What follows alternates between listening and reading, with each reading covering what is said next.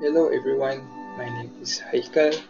Today I'm gonna talk about abuse of power in leadership.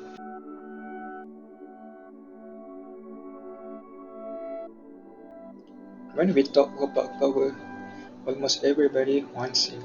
It makes us feel strong and confident. But do we understand power? What is power?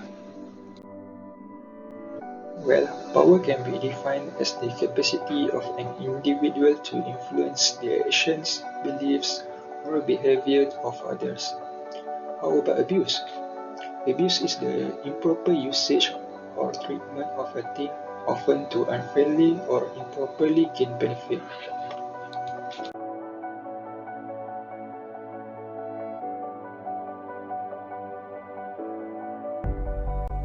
Abuse of power can interpret into the act of using one's power over another in order to take advantage of that person. It is a phenomenon that has existed since people have occupied positions of power.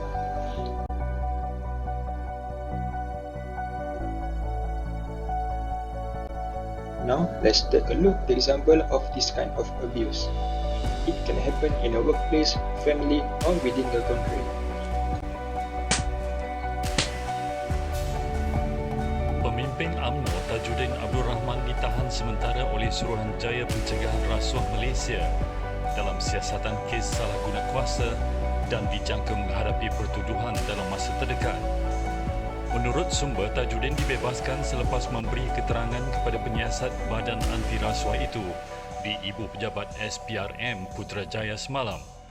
Katanya siasatan mengikut Seksyen 23 Akta SPRM iaitu berkaitan kesalahan menggunakan jawatan atau kedudukan untuk suapan.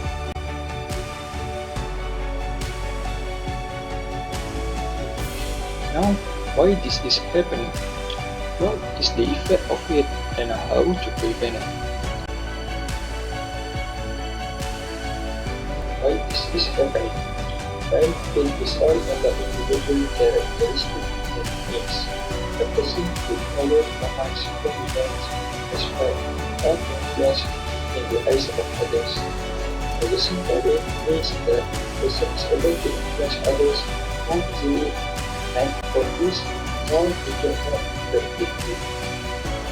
Some people seek power to become beneficial.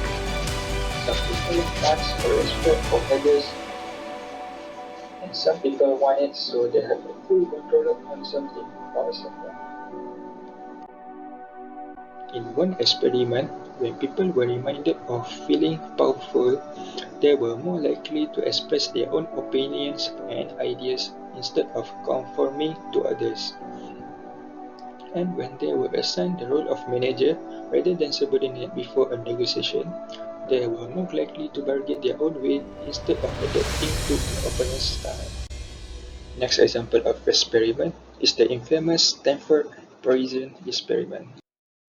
Prison experiment. After Milgram's experiment rocked the world of psychology, many people were left with questions about obedience, power dynamics, and the abuse of power. Philip Zimbardo, a professor at Stanford, wanted to then explore these questions further, and with a grant from the Navy, Zimbardo set up something called the Stanford Prison Experiment. He wanted to see, could a person's role influence their behavior? Zimbardo and his team interviewed 70 applicants at Stanford who were willing to participate in the study for 14 days and receive $15 a day. They wanted to make sure that they chose the brightest and the most mentally sound participants, and after narrowing down their applicants to 24, the researchers flipped a coin and assigned the roles. Half of the participants would be prisoners, and the other half would be guards. Now, it did not take long for these guards to start to abuse their power. Within one day, a guard actually hit one of the prisoners with his nightstick. On the second day, the prisoners tried to rebel, and so their beds were taken away. To punish these prisoners, the guards shot a fire extinguisher into the cell. Guards used physical and psychological abuse, including things like sleep deprivation, to punish and intimidate the prisoners throughout the study. The prisoners were forced to wear dressings and stocking caps the whole time, and at some point, the guards would put bags over the prisoners' heads. We can prevent abuse of power by follow and obey code of conduct, attend leadership training, honesty, and be responsible. remember, a great power comes with a great responsibility. Thank you.